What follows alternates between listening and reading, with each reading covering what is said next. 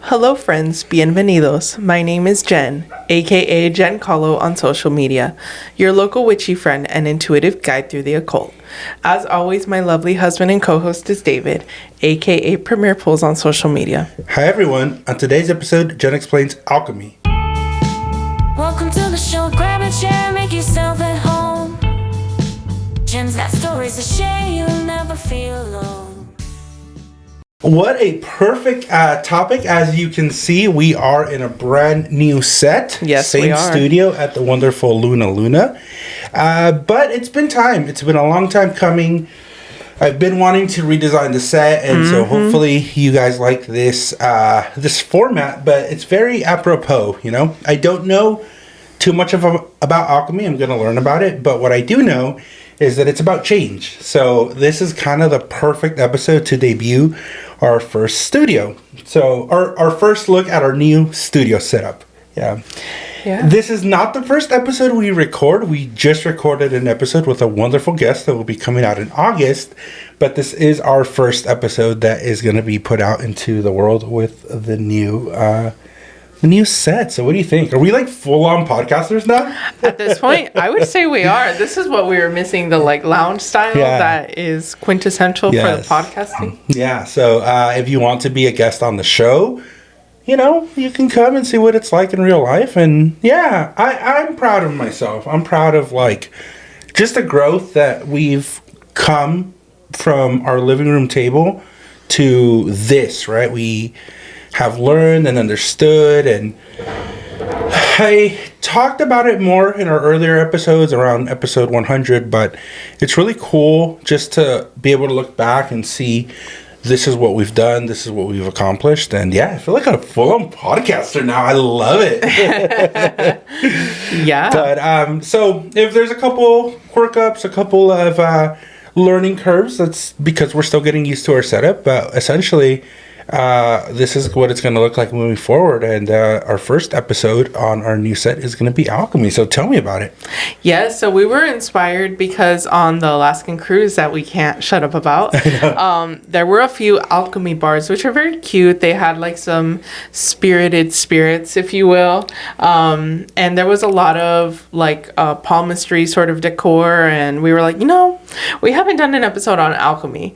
And there's a physical element and then there's a spiritual element. So I'm excited to talk about it. Yeah, and also on my part, I'm part of a book club, a one-person book club with my cousin. Two-person book club, both of you. Well, two people, I guess. Yeah. With my cousin, and our read for April was a fiction book called The Red City. Essentially, it's these alchemists who have like powers and can use them, and they're in like syndicates and stuff. So it was really cool, and I was like, this is an interesting topic, and I do wonder like how close they were to the actual like lore of alchemy. So I'm super excited to hear about it.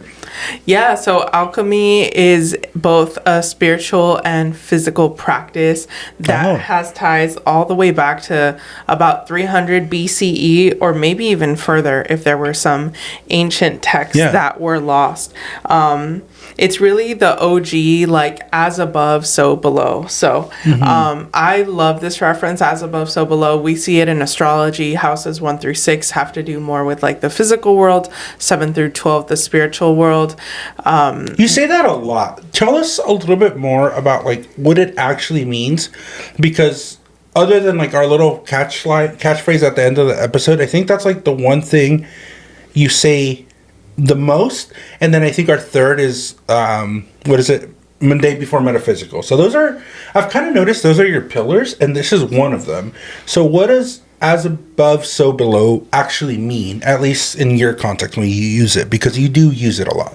Yeah, so as above, so below refers to blending both the physical world and the spiritual world. Even if you don't believe in the spiritual world, like let's take more of a like psychological, Western psychology approach to it. It's like you do the inner work of like confronting your trauma and determining. Could even be like the subconscious almost, right? Like that bridge of like consciousness and subconsciousness. it all is kind of one. It's just departmentalized differently, correct? Yeah, or even we see it in human behavior. So with the stages of change, I use this a lot at work. You analyze where people are in terms of making changes in their life. There's pre-contemplation, contemplation, preparation, and then action. So I would say that the pre-contemplation phase is truly where you see as above, so below, because that's where people are doing some sort of work, whether it's like they're going to therapy, they're journaling and exploring themselves. That's not work that you necessarily see physically. Maybe there are physical mediums, like someone is talking, someone is journaling, but a lot of it is happening in here. But it's like you could do all the preparation in the world, but then if you don't take action on it, so what? Like whatever, it is what it is. Now, is that different than what people call as their presenting self? Because we have, as humans, multiple, I don't say multiple personalities, but there's different faces that we put on in the world. There's our professional face, there's our romantic or partner face, and then even like with friendships, like you have different friend groups where you act differently with certain friend groups. Is that different than that? It is, because it just refers to the unseen work and then the physical work. So I see. So let me give you an example. So it doesn't have to do much with the manifestation of it, right? Like you can do all the work, but how you manifest or you show that, we're not talking about that. We're talking about the work itself. The work itself is the as above. Okay, got it. So the showing. The showing is so below. Oh, the showing is so below. Oh, okay. So, for example, let's say someone is trying to find a job and they know that they struggle with confidence and stuttering, but they keep applying to jobs and they keep getting rejected. And it's like, well, if you took the time to take a break, learn what is making you stutter, learn what is making you freak out, then your interviews would improve, and then you wouldn't be wasting so much physical energy. You would put out better quality interviews, so you'd have to do less of them. Yeah. Versus someone that's like, I just have to tinker with my resume a little more. I just have to practice interview questions a little bit more, and then they never actually apply. I see. Okay. So it's taking that step almost. Yeah. You have to do both in the right proportions. Yeah. Okay, got it. Yes, okay, that makes sense. And that kind of ties back into alchemy, right? It's all about proportionality. It's all about understanding. Maybe balance? Yeah. I know, and I'm pretty sure you're probably going to talk about this, but I guess the modern day equivalent, or what people refer to, what is mostly known as alchemy, could be known as chemistry. Yeah. Yes, we are going to talk about that. And I don't remember too much about chemistry, but I do remember like equations and like things needed to be balanced. Like you couldn't have, like a proton floating without like its neutron. Like I don't know the exacts, but like I remember there's a lot of balance in chemistry. Yes. So the two material goals of alchemy, like the physical work, were to turn lead to gold or to find the elixir of life or immortality. Yeah. Those were like the physical goals. Was the goals. The goals. Yeah. But then some people did the work anyway, knowing like I'm probably not going to turn lead to gold, but used it as a physical outlet for spiritual alchemy. Oh, okay. And that's kind of how I approach spell work. I see. Okay, but you're going to talk about both, though, yes. Right? Okay. Yes. Yeah. Absolutely.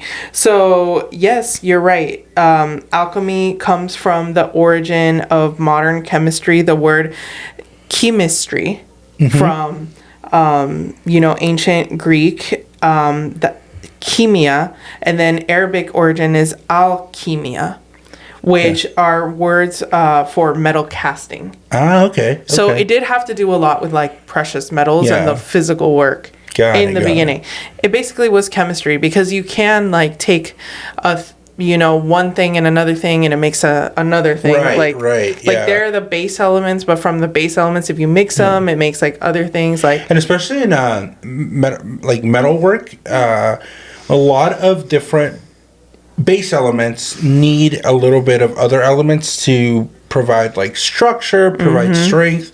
There's like tensile strength, and so as we have developed as humans, we've learned and we've understood like the differences between adding certain trace elements into certain metals to make them stronger. Then, based on that, we have like the bronze revolution, and then now we have steel. So we're just kind of little monkeys playing around with the elements around us. A little bit of this, a little bit of that, mix, see what we get. I think the difference between us is that we're able to like write it down and replicate it, essentially. Yeah. Exactly. But it's a little, it kind of reminds me a lot about cooking, because like cooking's like that. We had Tanisha. It was a wonderful, wonderful episode. If you have not listened to Tanisha's episode, please go back and do so. And we had a wonderful event with her and Tipsy Hellcat Danny, another great guest. And Danny was doing her alchemy with her drinks, and all the food was amazing. So that kind of reminds me a little bit of like that, like cooking. It's just like a dash of this, a dash of that, and you get magic. Yeah. Well, really, like the bread of life, that is chemistry, that is alchemy in itself. So when we think of alchemy, yes, there's like the physical chemistry, like they're trying to tinker their way into like how do you make gold or the elixir of life or elixir of immortality, but then there's also the spiritual process of it. So again, this has traces back to ancient civilizations like Egypt, China, and India around 300 BCE. So like 3,000-ish years ago. In China, I mean, they are responsible for gunpowder, paper, so they understood the importance of like taking our base elements and combining them and making new things. Yeah. And when you look at alchemy and some of the steps, you'll see things from different cultures, because in ancient Alexandria, that was really like a melting pot of a lot of different cultures meeting up in like the Greek Roman controlled territories. And then it's like, ooh, that's interesting. I'm gonna get a little from this culture, a little from that culture. And then they made like blended cultures. Oh, okay. So alchemy was also like a blend like of a social. Like a social blend. It's sort of like how the evil eye talisman spread to many different cultures, which shout out to our evil eye episode. That evil eye episode. If you haven't seen it, watch it. I'm going to be fully transparent. It's probably been a year since we've recorded that, maybe even longer. It was one of our first episodes. I don't understand it any better. I went back and listened to it. Our next episode, because back then we had a little bit of a format where we would kind of close the loop on like the previous episode we had done, or we'd take listener questions. And one of the listener questions, like, I think essentially asked like, so explain this a little bit more. I never understood the evil eye. So I don't know. We may need to like revisit it, or I may need to listen to that episode again. Yeah. Basically think like the Medusa concept, where it's like Medusa's downfall was herself because she had to look in the mirror. That's basically what an evil eye is. It's like reflecting that energy. I even talked to my mom about that episode, and she's like, you don't get it, like, get it. It's okay, baby. Estoy pendejito. I know, that's what you're trying to say. It's okay, baby. No, I'm here for the whimsy. You're very intelligent. It's a different concept. I know. It's very different. But anyway, after the fall of the Roman Empire around the 8th century, the knowledge first spread to more of the Middle East, like Arab Islamic world, and alchemy didn't reach Western Europe really around like the 12th century. So by Western Europe, we mean like UK, Germany, France, like those areas. When the Islamic scholars' works were translated from Arabic to Latin. Okay, got it. Yeah, that makes sense. Would one say that that's also like a form of alchemy, understanding and translating languages? I would say so. I think that it's really magical to be bilingual, multilingual, and really like bridge those worlds. And everything builds on each other though, right? Like there's bases, we have Latin bases, we have Greek bases, and then we have like Arabic bases that essentially create like an amalgamation of language, right?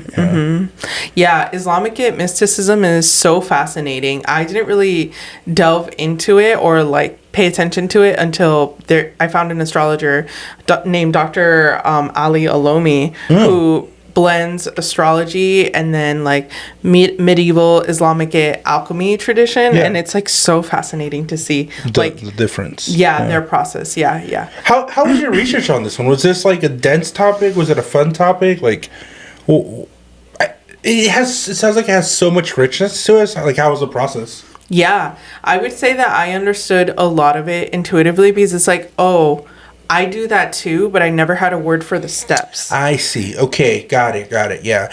Again, referring back to Tanisha's episode, she mentioned that, right? She said she went to culinary school, and when she got there and they were doing all these different things, she's like, I do that already. But she was able to get the vocabulary of the techniques, and it sounds like it just enriches you even more. Like, you may know what you're doing, but it's also good to understand the process or the how-to or the terminology, right?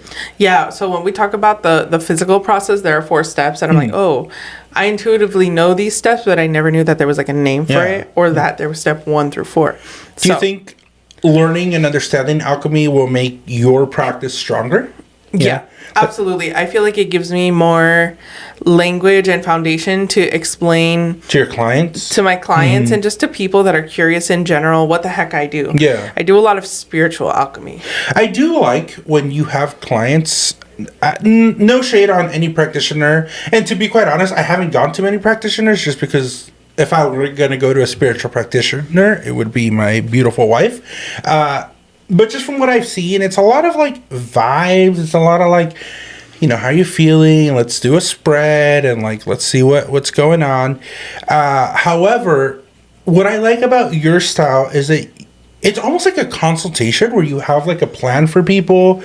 You can do the vibey stuff too, which is good, but you really sit down and like you have their chart up and you explain things, and you have workbooks and you have worksheets, and it's not all just like, what are the stars telling us cutesy. It's really like, let's sit down, analyze, what are you working on?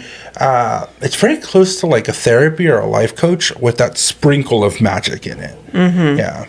To be clear and on the record, I am not a replacement for a therapist. I don't claim to be one, yes. But I am very process oriented, where it's like, if you just want to process your feelings. Exactly. That's a great way to put it. Like, I'll hold very space process. for you. Yeah. But I still care about getting you to the next level, so I will push you, even if it's like a baby step. Like, based on all this, magic hoopla, what baby step can you take to improve your situation to get closer to what you care about? Yeah. And I've had clients be like, I don't like your style because I just want to vent, and you're very like process oriented, and when I vent, like, the cards don't tell me what I want to hear, and I'm like, I'm sorry, that's just me. Like, it is what it is. We should always improve upon ourselves, and like, if the cards are saying don't stay stagnant, like, I'm also not going to lie to you about that. Yeah.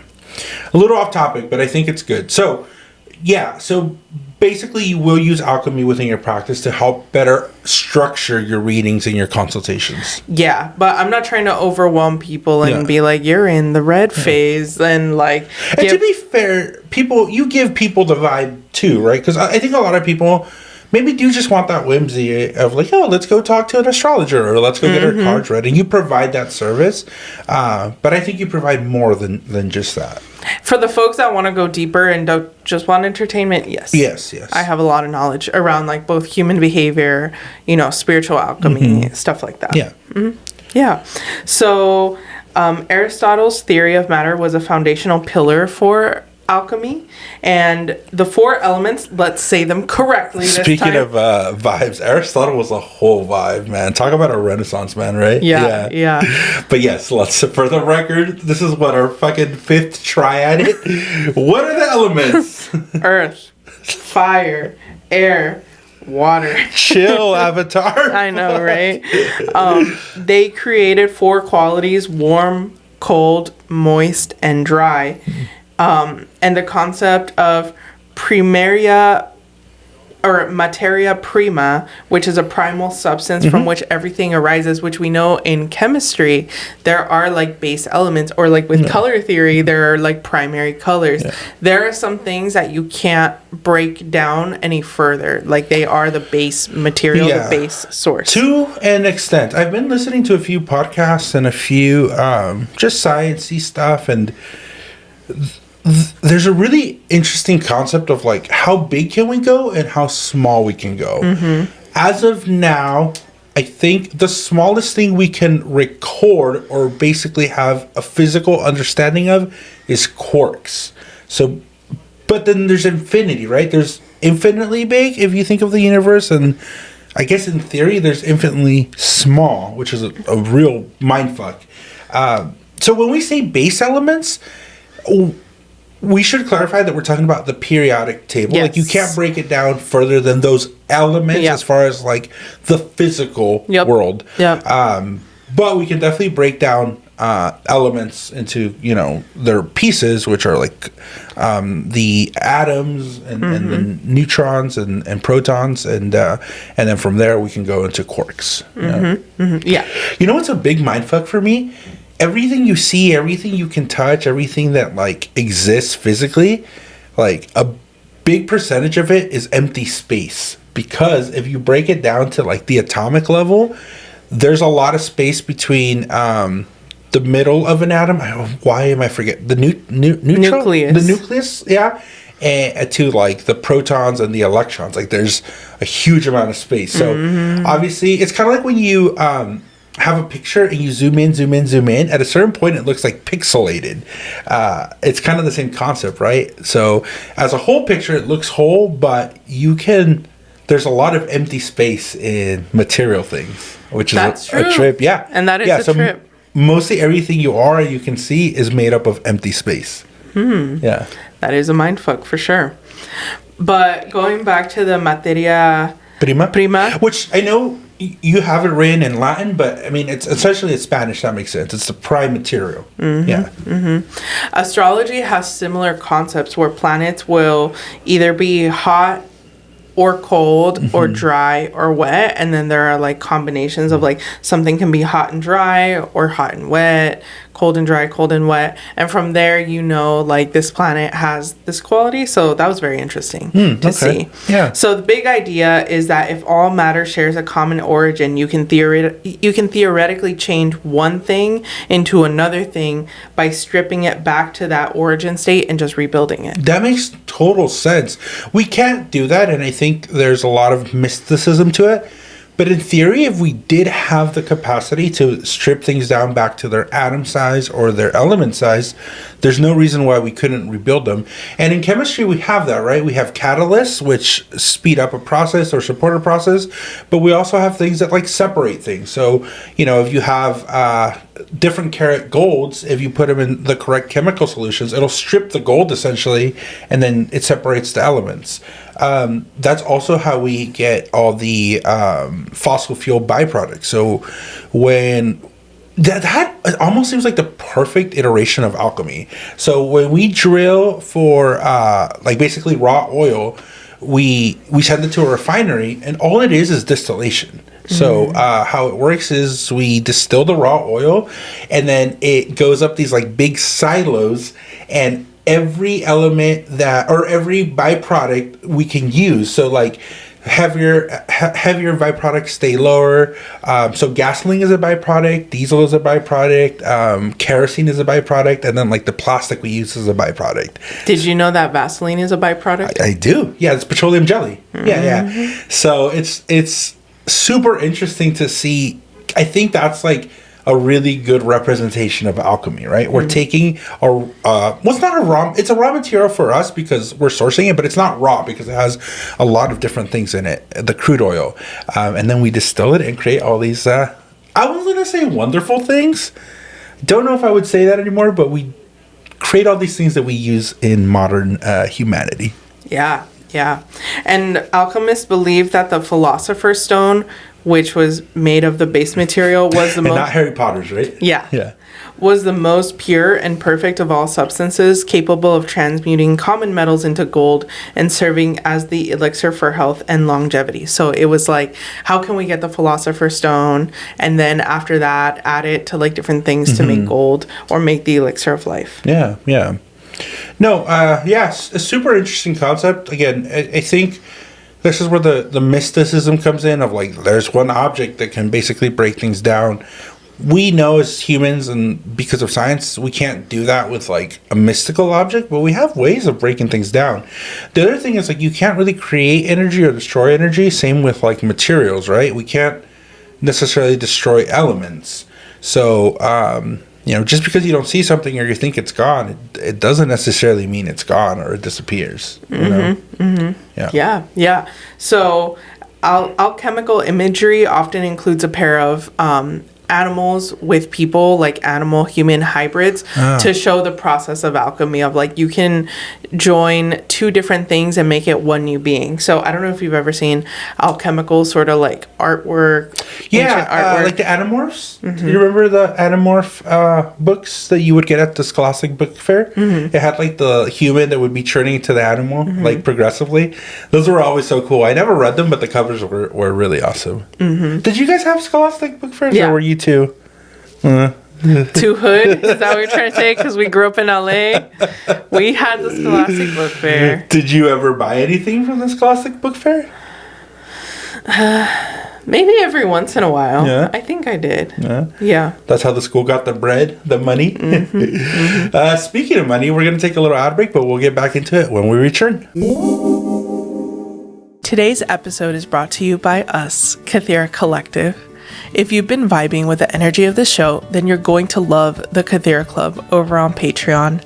It's a space that I built for the cosmic, the curious, and the slightly chaotic. You know who you are. With 3 delicious tiers to choose from, we start with the chocolate level at $4 a month, which gains you access to weekly horoscopes and the exclusive Unhinged podcast, where I say things that don't make it to this main feed. It's sweet, it's spicy, and it's just for you.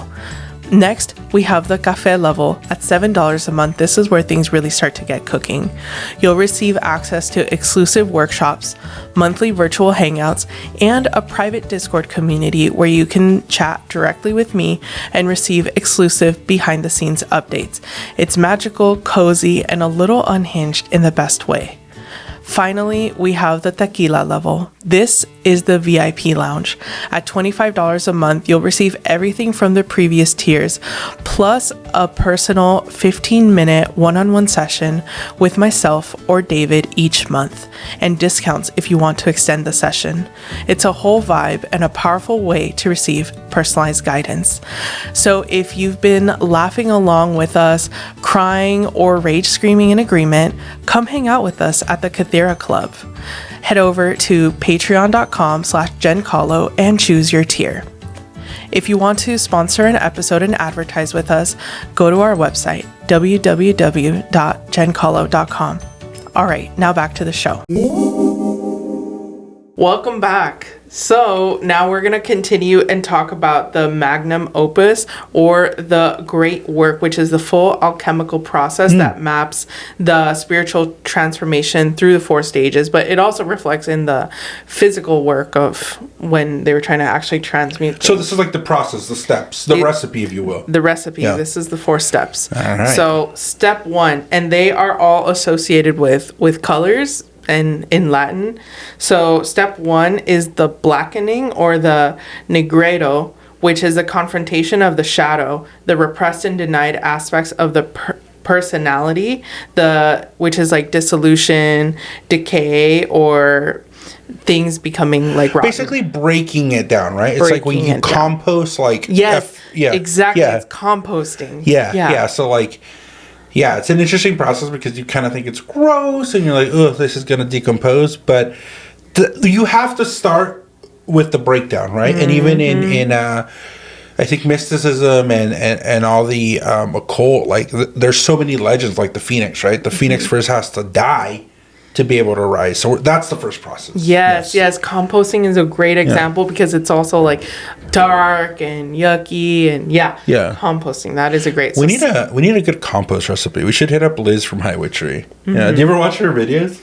Yeah, she's a great gardener. Yeah, she's always frolicking in her garden. Shout out. You should check out her episode. We are referring to all our guests this episode. So Anyways, go ahead. She's also part of the Kythera Club Yes. discount, so you could get 10% off her products when you buy directly through her or her pop-ups if you're part of the Kythera Collective. And I don't know if I've actually ever said it. I meant to in an episode, and if I had, I don't mind repeating it. She sells incredible CBD products. We purchased a CBD, was it oil or? Yeah. Yeah, the cream we gave to my grandma, right? It was an oil. It was an oil, yeah. It's a high potency CBD oil with arnica. It's full spectrum from High Witchery. And it was great for David's grandma. So, well, and for me. And for you. So this is my testimony. We were visiting the Central Coast. Shout out San Luis Obispo, the best city in the world. And we brought this this tincture, or was it a tincture? Oil? Yeah, it's an product. oil. We bought the product for my grandma. But I was going to go golfing that day with some friends. And I woke up and my shoulder was killing me, like bad. So obviously, if you know anything about golfing, you need your shoulders to be able to rotate through the swing. And I was like, fuck, I can't not go because when you golf, you have to plan out in advance. You have to pay a lot of money, yada, yada, yada. But I was like, you know what? Let me try it. And you know me, like, I'm not the biggest, like, believer in Eastern medicine or, like, non-pharmaceutical or non-active ingredients, essentially. But I tried it on, and I swear to you, that shit, the pain dissipated almost immediately. It felt so good. I got to the course, and then I did a couple, like, warm-up swings, and I felt a lot better. So, wow. Yeah, that's my testimony. Yeah, shout out High Witchery. Get her full spectrum CBD body oil. Yeah. All right. Okay, so yes, step 1, composting is how we'll shorthand it. Step 2 is the albedo or the whitening. This is the purification. The base material is washed, so you've separated things, filtered, distilled. There's clarity. Clarity builds as confusion is removed. It's also symbolic of winter, refinement, and stillness. So it's like observing, like, okay, things are finally stripped and organized, and they're pure. So now you can build up. Mm-hmm. Is that different than like fire cleansing? Fire cleanse would be kind of more like the first step, right? Composting. Yeah. Because it's messy. Because, you know, like in forestry, sometimes there's scheduled fires because it needs to be done. That's the breakdown. That's the breakdown, yeah. You're breaking down. Yeah. This is like the washing phase. The washing, the organizing, the cleaning. The setting your base for the rebuild. Yeah. Yes. Yeah. So much like cooking, like if you're gonna, bake something or roll out some dough, the first thing you have to do is really clean your counter or your wood block, right? So that's kind of that, maybe. So then the next step is the yellowing or the citrinitas. The purified material ripens and matures. It's associated with solarization, illumination, and fermentation, symbolic of spring and rebirth. And some later alchemists sometimes folded this into the whitening, but I like having it separated. Well, it's like steps, right? Like even with the blackening, like, part of the whitening is that, right? Like that's you're still washing things off, you're still refining things a little bit, so they can build on each other for sure. It sounds like. Yeah, absolutely. There's no hard and fast, like you have to do step 1 and then step 2. It's like as long as you get through all the steps, like you're gonna do okay. Yeah. So at this point, like things are washed, so then you can start like mixing, fermenting, allowing things to grow.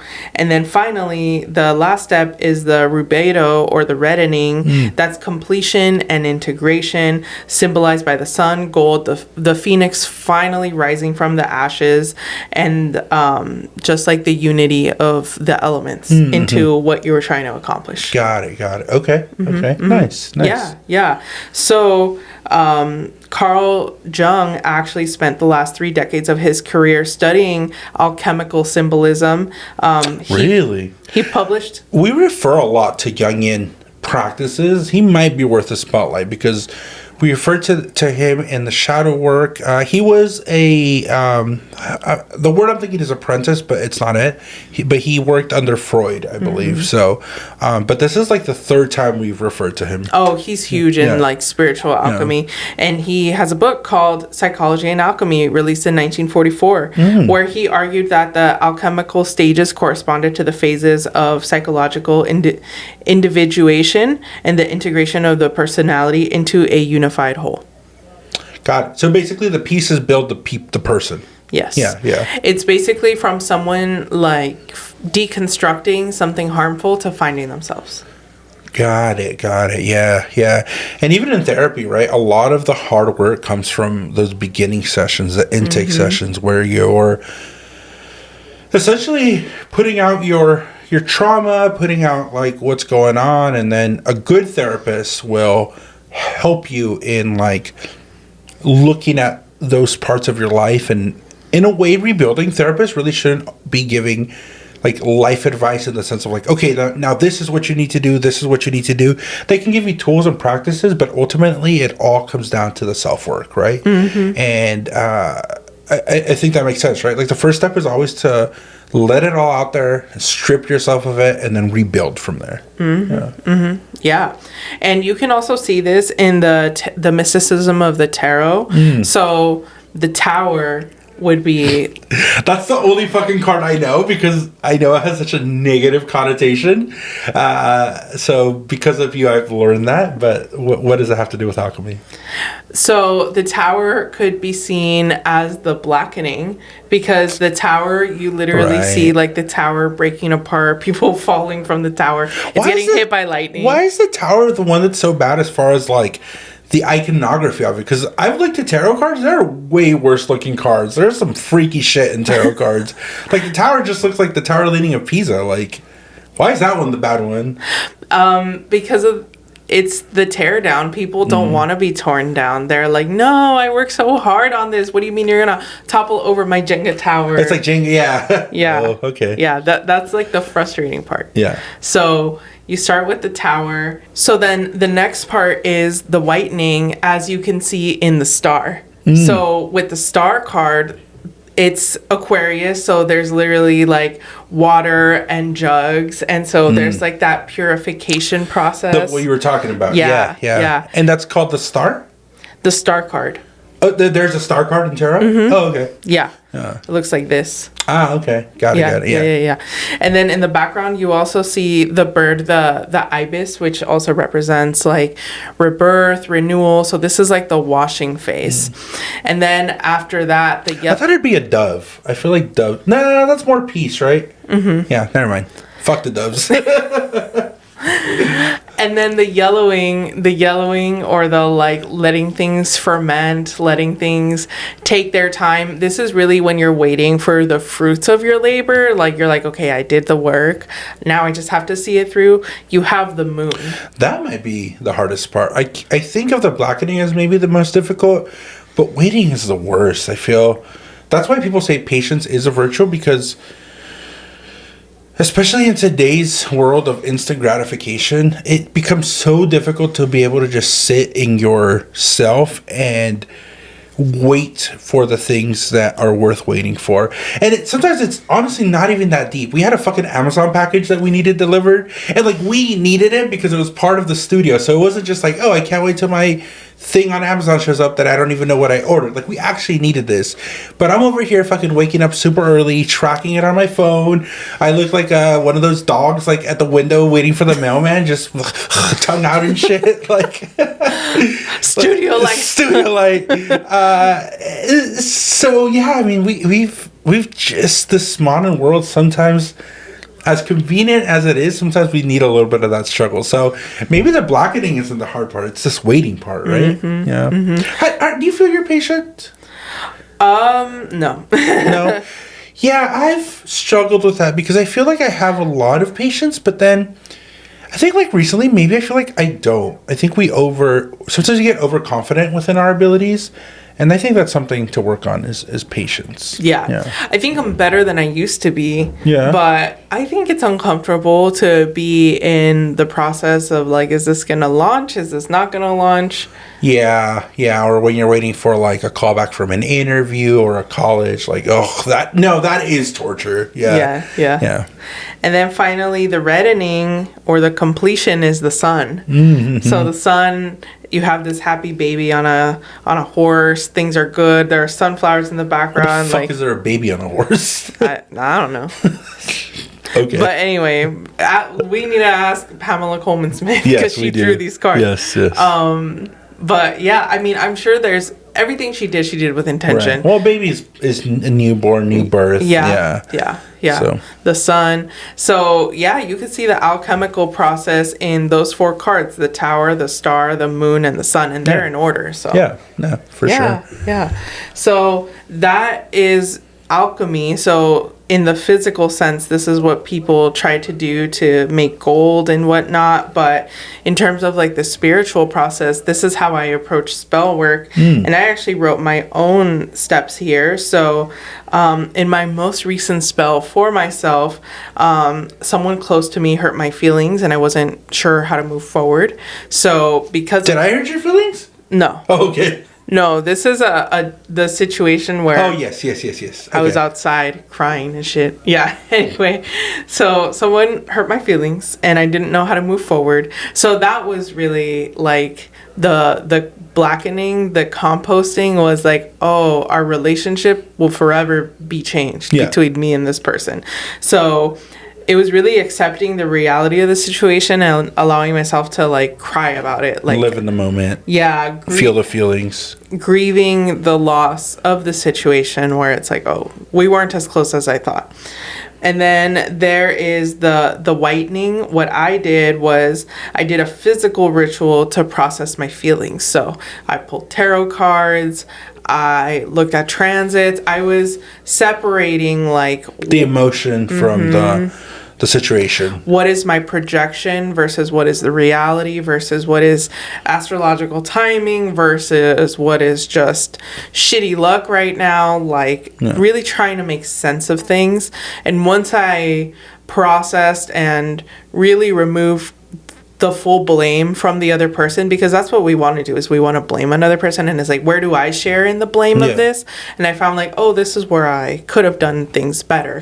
So now that I've identified the base material I have to work with, because I cannot control the actions of another person. So it's like, what is within my control and how can I alchemize this piece of the puzzle? I had my base material.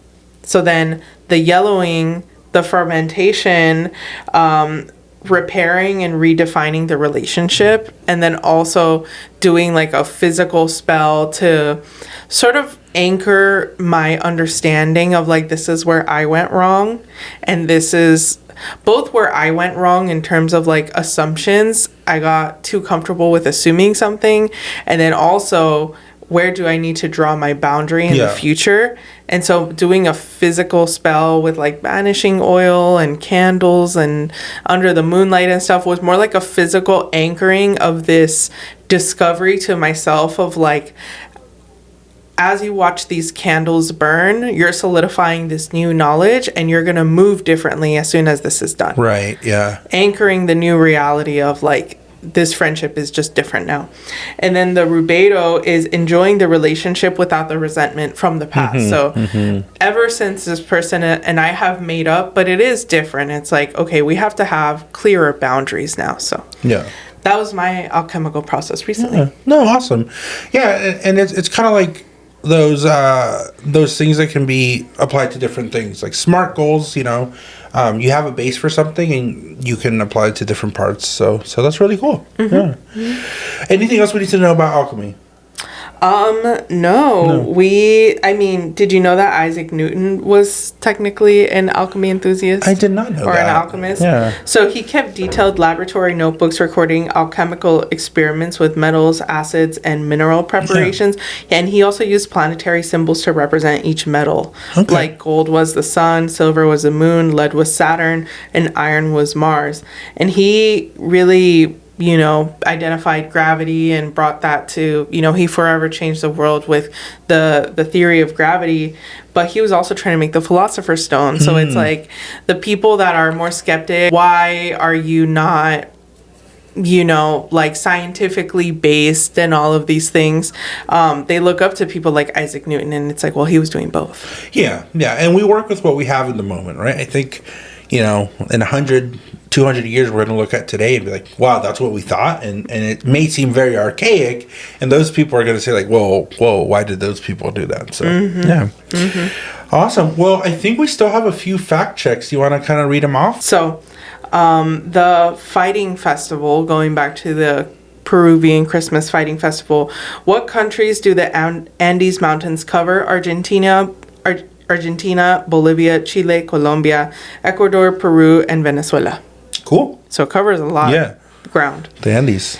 And then I think we said illicit, or we were talking about basically like tourism for bad things. Yes. What's that called? It's called dark tourism, right? That's what you called it. Dark tourism. Dark tourism is more going for like exploring dark history. It's more like, ooh, spooky. Like kind of like going to Salem, Massachusetts, and being like, oh, a bunch of people were like hung here.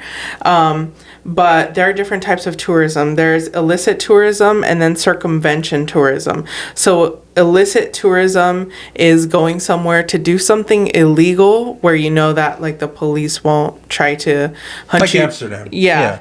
No, because that's allowed there. Like, well, it's decriminalized. Okay. How can I explain this? I don't want to say something super like dark, but could it be like going to Mexico to get like prescription drugs? So that because that's also legal. That wouldn't be it, right? Is it illegal in Mexico to get prescription drugs?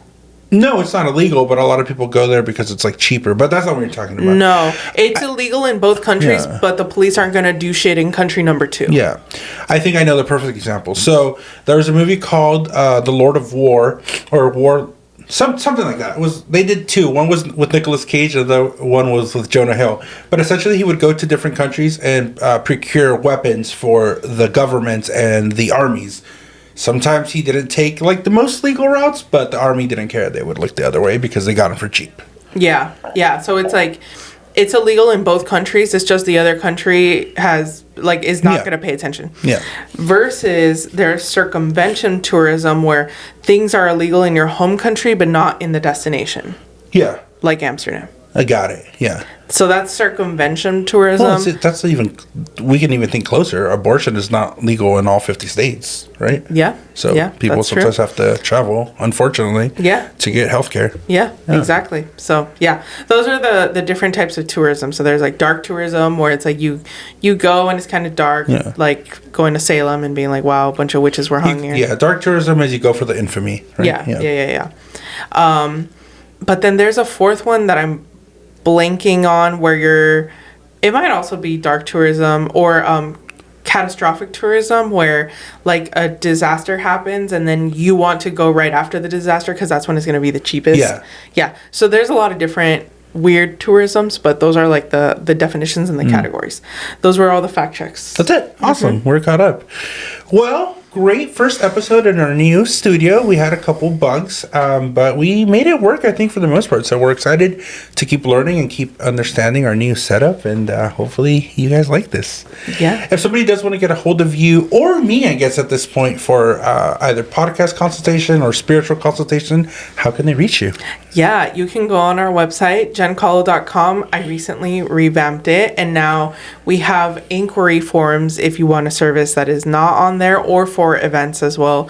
You put the date, the time, etc. I am also open for spell work. I've been doing a lot more spell work consultation, whether it's like I do the spell, but honestly, it's more powerful if you do the spell and we go through the steps. Yeah. And we can talk about like what's your blackening, whitening, yellowing, and reddening. Awesome. Yeah. All right. Thank you, everyone. Remember, the magic within you makes the world a more beautiful place. Blessed be, and signing off. Bye.